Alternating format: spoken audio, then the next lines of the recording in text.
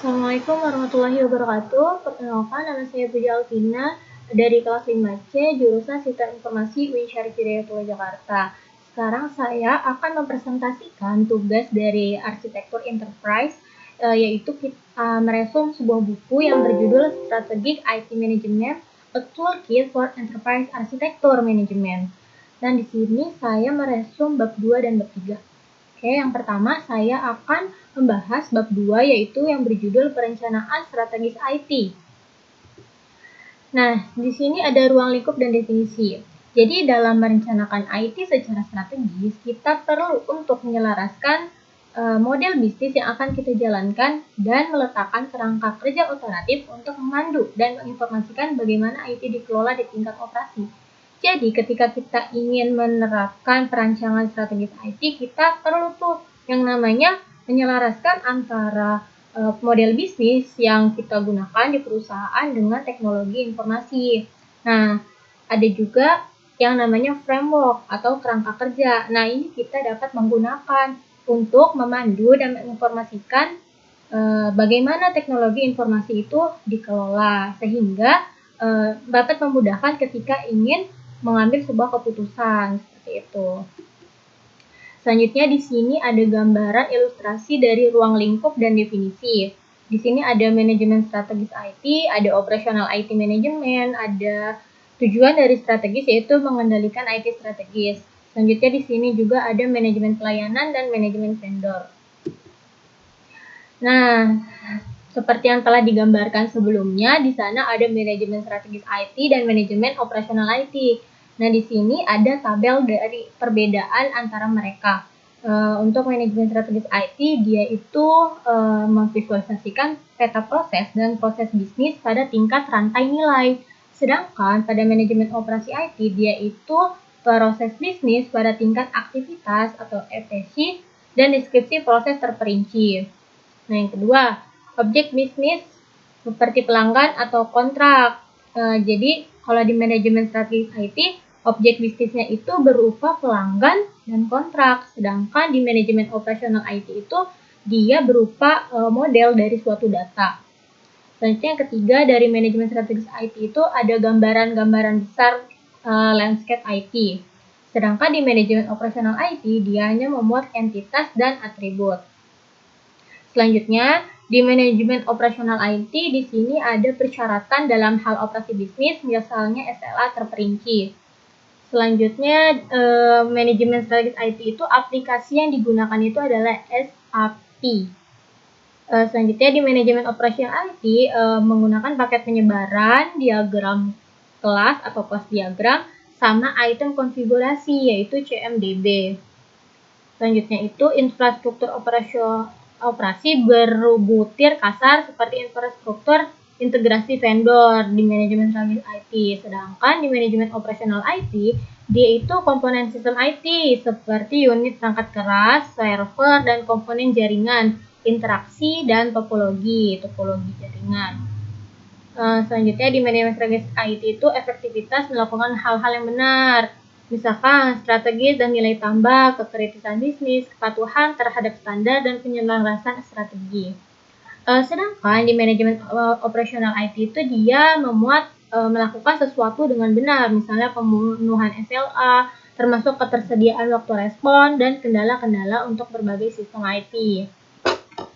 Selanjutnya ada lagi di manajemen operasional IT, dia ada skor pada indikator operasi dan nilai saat ini dibandingkan dengan target. Oke, di sini ada peranan IT. Di sini ada 4 peranan IT, yaitu yang pertama, IT itu sebagai faktor biaya. Jadi, IT dipandang sebagai penyedia peralatan, peripheral, dan penyedia layanan lain seperti akuntansi yang bisa menekankan biaya semurah mungkin. Jadi, ketika kita menerapkan IT dalam suatu perusahaan, itu dapat meminimalisir pengeluaran biaya dari suatu perusahaan.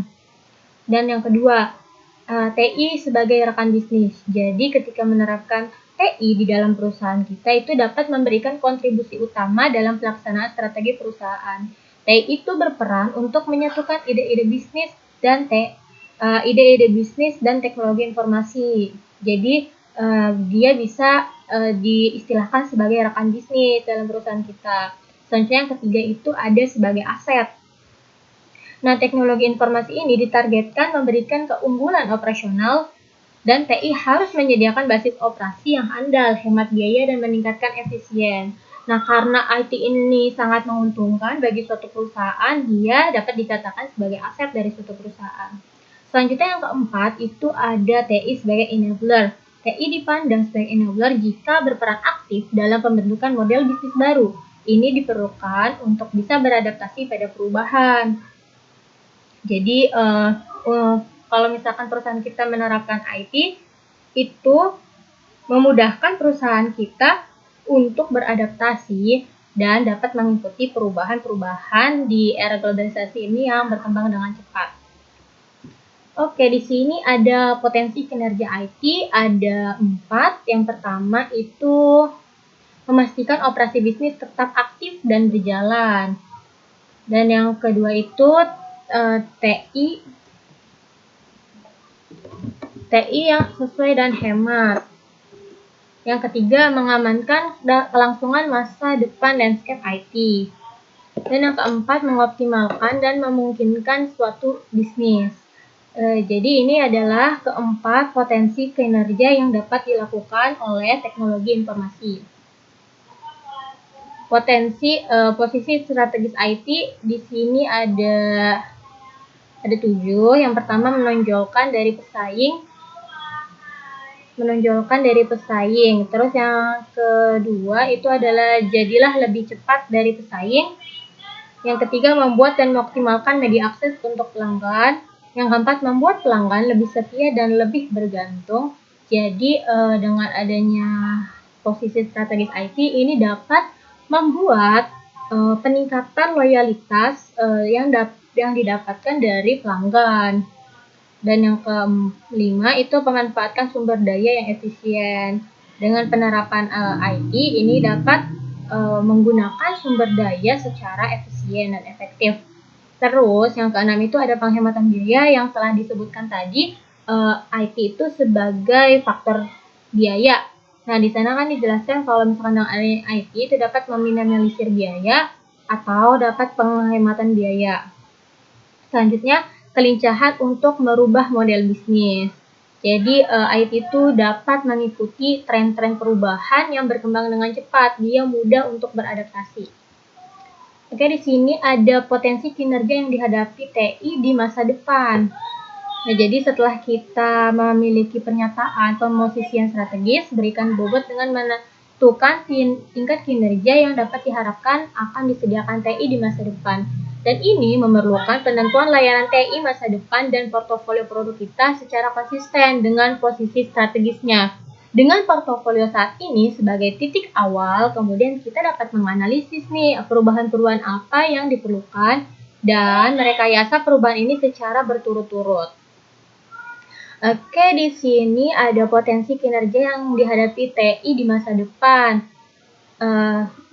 Ini ilustrasi yang sebelah kiri, ini yang belum memakai strategis IT. Sedangkan yang sebelah kanan ini yang sudah menggunakan IT di dalam suatu perusahaan. Dapat dilihat, ini ada perubahan-perubahan yang sangat signifikan dari yang belum menggunakan strategis TI dan yang sudah memakai strategis TI.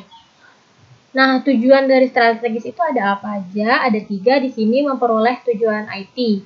Yang kedua, prinsip pedoman strategis, dan yang ketiga itu strategis untuk pencapaian tujuan yang dimiliki oleh suatu perusahaan. Oke, untuk memperoleh tujuan IT, di sini ada 5. Yang pertama itu, lihatlah tujuan perusahaan dan penempatan strategis. Lalu, sudah kita lihat tujuan perusahaan itu seperti apa, selanjutnya itu kita melakukan identifikasi dan analisis apa yang menjalankan bisnis. Selanjutnya, telusuri definisi pendorong dan persyaratan bisnis untuk merumuskan tujuan IT yang cerdas. Yang ketiga, identifikasi dan dokumentasi persyaratan IT. Jangan lupa kita juga mengidentifikasi dan mendokumentasikan persyaratan dari IT. Dan selanjutnya, setelah semuanya dilaksanakan, kita menyempurnakan dan mengevaluasi persyaratan-persyaratan dari IT. Oke, dokumen strategis IT. Dokumennya itu ada 7. Yang pertama ringkasan manajemen, ringkasan posisi. Selanjutnya persyaratan IT berisi ringkasan singkat yang menjelaskan tentang persyaratan-persyaratan IT. Terus ada tujuan strategisnya itu seperti apa, ada status quo dan fokus tindakan, terus ada status dan arahan, control toolkit, dan organisasi dan proses TI. Di sini ada strategi TI. Yang pertama itu ada portofolio layanan produk. Di sini jumlah total produk dan layanan TI yang disediakan untuk pelanggannya. Misalkan kayak hosting aplikasi, penyediaan infrastruktur, dan layanan pendukung pemodelan proses bisnis. Jadi di sini keperluan TI atau layanan TI yang disediakan untuk pelanggan atau customer. Tadi yang sudah disebutkan kayak hosting aplikasi, terus infrastruktur itu kan yang untuk mendukung kepuasan dari pelanggan, terus layanan pendukung pemodelan proses bisnis. Yang kedua ada standar teknis, dirangkai menjadi katalog standarisasi yang berfungsi sebagai kerangka kerja wajib untuk proyek dan pemeliharaan. Ini memuat standar-standar teknis untuk strategi TI. Terus yang ketiga itu ada vendor dan karyawan. Nah, vendor ini merupakan salah satu sumber daya dari TI. Kapabilitas dan jumlah sumber daya yang memuat dari internal dan eksternal pada akhirnya menentukan kualitas pemberian layanan. Jadi vendor dan karyawan ini sangat mempengaruhi dalam pemberian servis kepada klien atau pelanggan. Oke, yang keempat, landscape aplikasi. Jadi jumlah total aplikasi yang ada di suatu perusahaan. Dan yang terakhir, infrastruktur operasi.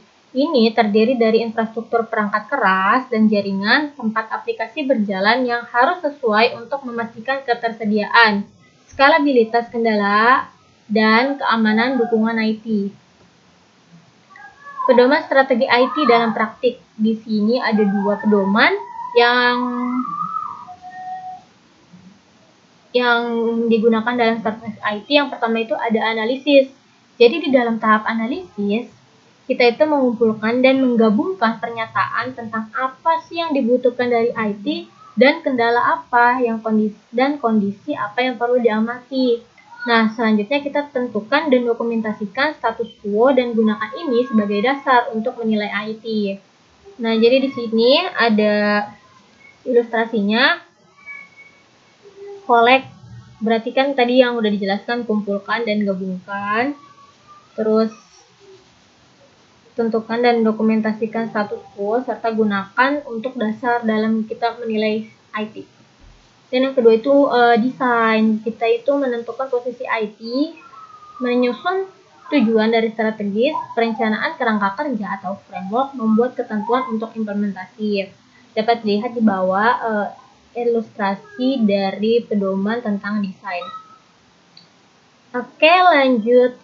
Di sini saya akan menjelaskan bab 3 tentang arsitektur enterprise. Jadi sebelumnya tadi kita telah bahas tentang perencanaan strategis IT. Selanjutnya ini ada arsitektur enterprise atau arsitektur dari perusahaan. Ruang lingkup dan definisi. Nah, seperti yang tadi, arsitektur enterprise atau yang biasa disebut dengan arsitektur perusahaan itu digunakan untuk membuat tampilan dari keseluruhan perusahaan, mengumpulkan informasi, dan menciptakan gambar sebagai dasar untuk menggambarkan keadaan suatu bisnis dan TI, serta koneksi atau hubungan antara keduanya, dan untuk menampilkan ketergantungan timbal balik yang eksplisit atau menguntungkan dan dampak perubahan di kedua kubu. Dapat dilihat di sini ada ilustrasi yaitu IT dan bisnis. Nah, di sini arsitektur enterprise digunakan sebagai penghubung di antara keduanya yang dapat mengintegrasikan dan menghubungkan keduanya sehingga dapat menampilkan ketergantungan timbal balik yang menguntungkan di antara keduanya. Strategis pengelompokan landscape IT. Yang pertama itu perencanaan strategis landscape IT. Nah, perencanaan strategis landscape IT itu mendefinisikan ruang lingkup perkembangan evaluasioner landscape IT. Nah, kunci unsur-unsurnya itu adalah manajemen landscape IT dan standarisasi teknis. Yang kedua, arah strategis untuk pengembangan riset IT lebih lanjut. Nah, kontrol strategis toolkit membantu organisasi mengimplementasikan tujuan-tujuan strategis, bekerja menjadi landscape, dan menegakkan standar teknis. Oke, di sini kita membahas tentang framework atau kerangka kerja yang dapat digunakan dalam enterprise arsitektur. Yang pertama itu ada framework judgment. Nah, kerangka ini itu yang paling terkenal. Nama pembuatnya itu adalah Judgment sendiri. Jadi dia itu memiliki pengaruh besar pada pemahaman modern tentang arsitektur perusahaan dan banyak kerangka kerja yang kemudian dikembangkan berdasarkan kerangka kerja miliknya. Jadi dapat dikatakan bahwa kerangka kerja Judgment ini merupakan kerangka pertama dan kemudian menjadi pedoman untuk kerangka kerja yang lainnya itu berkembang. Jadi kerangka ini dirancang itu untuk menyediakan satu set artefak yang cocok untuk pemetaan berbagai antarmuka komponen aplikasi dan bagaimana mereka mengintegrasinya ke dalam sebuah organisasi. Oke, di sini dapat kita lihat ilustrasi dari framework Judgment. Nah, kerangka kerja ini itu menyajikan berbagai pandangan dan aspek arsitektur perusahaan dalam bentuk yang sangat terstruktur dan jelas. Oke, di sini dapat kita lihat di gambar bentuknya itu sangat terstruktur dan jelas. Kerangka kerja ini juga membedakan antara level cakupan, model perusahaan, model sistem, model teknologi, dan representasi terperinci. Jadi semakin rendah levelnya, semakin tinggi tingkat kedetailan levelnya. Jadi model ini juga bekerja terhadap 6 aspek arsitektur perusahaan, seperti itu. Selanjutnya itu ada yang kedua ini yang terkenal TOGAF. Jadi arsitektur enterprise arsitektur framework TOGAF ini itu pada dasarnya menyajikan kerangka metodologis untuk mengembangkan arsitektur yang beragam. Kerangka ini menyediakan blok bangunan deskripsi komponen yang telah ditentukan dan model proses untuk membantu organisasi menentukan arsitektur perusahaan yang khas. Di sini ada 4 sub arsitekturnya. Yang pertama ada arsitektur data, arsitektur aplikasi, arsitektur teknologi, dan arsitektur bisnis. Selanjutnya ada best practice enterprise architecture. Di sini ada 4 praktek terbaik dalam arsitektur enterprise. Yang pertama itu arsitektur bisnis. Nah, arsitektur bisnis ini menggambarkan sesuai namanya, yaitu dia menggambarkan sebuah struktur bisnis utama suatu perusahaan yang mendorong suatu aktivitas perusahaan. Elemen utamanya itu adalah proses bisnis, fungsi bisnis, produk, unit bisnis, dan objek bisnis. Yang kedua itu ada arsitektur aplikasi. Jadi arsitektur ini itu fungsinya sebagai jembatan yang menghubungkan antara arsitektur bisnis dengan arsitektur teknologi dan infrastruktur. Yang keempat, yaitu arsitektur teknologi.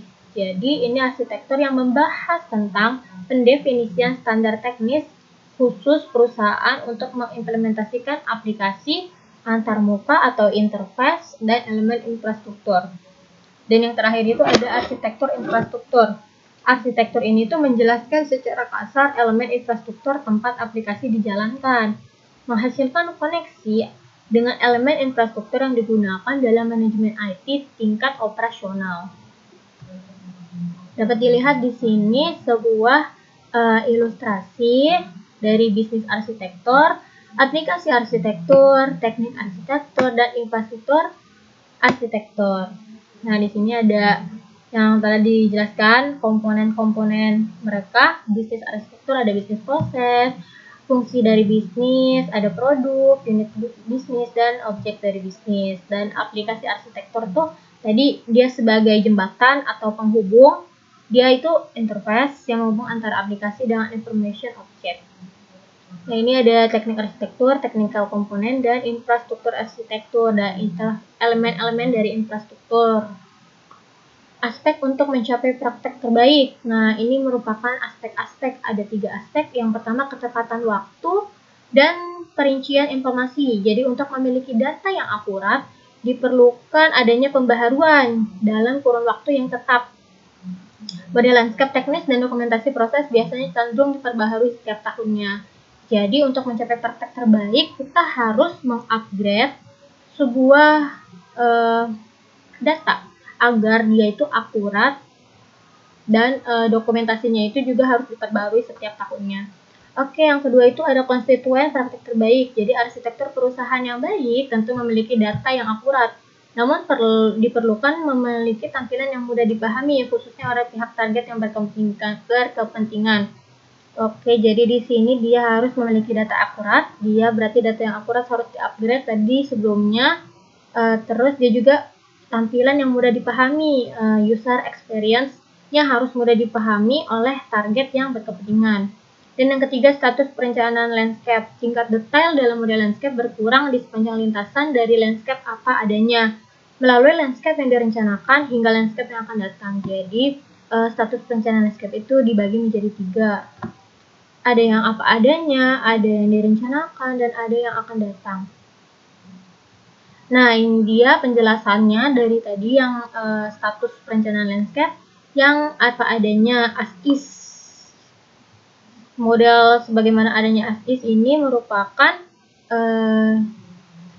landscape TI saat ini yang merupakan diperlukan dan digunakan untuk melakukan pembaharuan. Dan yang kedua itu landscape terencana atau planning. Jadi ini tuh terencana mendokumentasikan rencana spesifik landscape pada titik tertentu di masa depan. Model ini menjelaskan tentang rencana hasil model landscape yang akan dibangun. Dan yang ketiga itu landscape yang akan datang atau to be. Landscape ini adalah landscape yang optimal, implementasinya tidak pasti karena kita belum tahu masa depan karena ini tuh kayak mengira-ngira untuk yang akan datang. Jadi implementasinya itu tidak pasti karena parameter, batasan, dan persyaratan bisnis dapat dengan mudah berubah seiring dengan waktu. Dapat dilihat di sini ada gambaran tentang as-is landscape. Selanjutnya itu ada manajemen landscape bisnis. Jadi landscape bisnis itu adalah bagian penting dari suatu manajemen arsitektur perusahaan. Karena apa? Karena hal ini itu berkaitan dengan pendokumentasian, analisis, perencanaan, dan pengarahan pengembangan evolusioner landscape secara keseluruhan. Jadi dengan adanya manajemen landscape bisnis ini dapat memudahkan dalam mendokumentasikan, menganalisis, dan merencanakan, serta pengarahan dalam perkembangan evolusioner. Selanjutnya, manajemen landscape bisnis di sisi lain berkaitan juga dengan pengelolaan bagian bisnis tertentu dari arsitektur perusahaan. Ini juga bertindak sebagai payung yang melindungi untuk pengelolaan landscape IT, mungkin juga untuk mengawasi atau memonitoring bagian IT dari arsitektur perusahaan.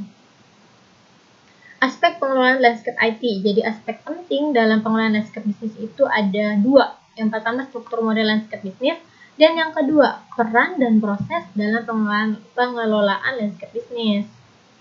Oke, yang pertama di sini ada tentang struktur model landscape bisnis.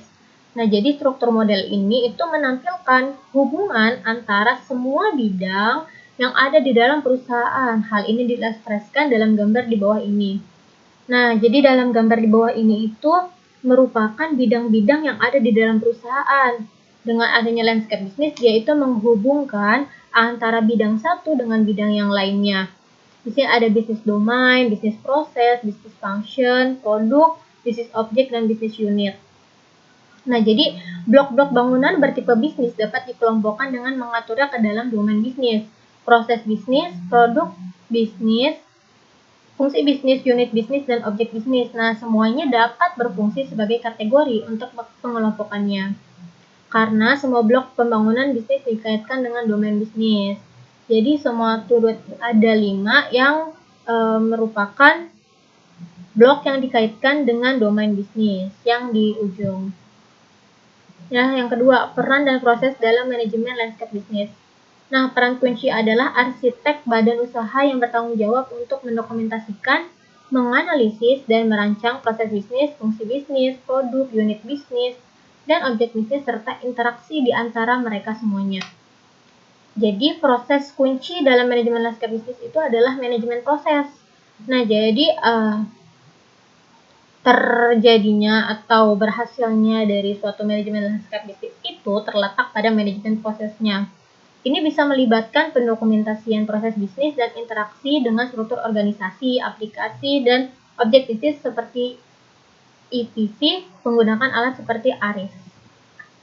Tampilan arsitektur perusahaan, di sini tampilan dari arsitektur perusahaan itu ada 3, ada penerimaan manfaat, arsitek perusahaan, dan penyedia data atau data provider. Yang pertama, penerima manfaat.